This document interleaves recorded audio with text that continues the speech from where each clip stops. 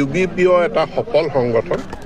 UBPO সফলতাৰে BTCৰ বাহিৰৰ বড়ো ৰাইজক সংগঠিত কৰি নেতৃত্ব দি ভাৰত চৰকাৰ অসম চৰকাৰৰ লগত কথা পাতি Bodo Kachari welfare autonomous council প্ৰতিষ্ঠা কৰিবলৈ সক্ষম হৈছে।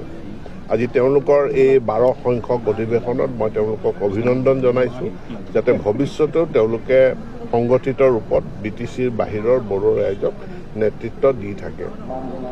বড়ো মাধ্যমৰ যিখিনি বিদ্যালয় BTCৰ বাহিৰ, সেই বিদ্যালয়খিনিৰ বিশেষ সমস্যা আছে আৰু আৰ্টিকল 6 মানে দফা 6.3 অনুযায়ী এই বিদ্যালয়সমূহৰ কেনেকৈ প্ৰভিঞ্চিয়েলাইজেশ্যন কৰা যায়। বহু বিদ্যালয় আছে যিসমূহৰ তথ্য পাতি নথকাৰ কাৰণে তেওঁলোকে আওতাৰ ভিতৰত নপৰে।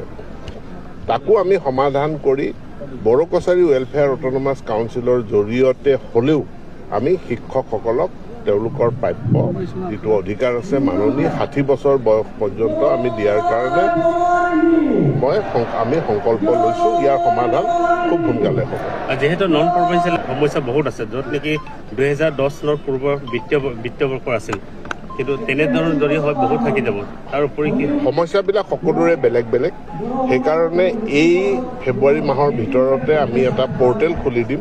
পৰ্টেলত সকলোৱে আবেদন কৰিব পাৰিব, তেওঁলোকৰ তথ্যখিনি পাম। তথ্যখিনি পোৱাৰ পাছত যিটো ডেটাবেছ হ'ব তাৰ ভিত্তিত আমি সমস্যাটো সমাধান কৰাৰ যিটো ফ্ৰেমৱৰ্ক সেইটো আমি প্ৰস্তুত কৰিম।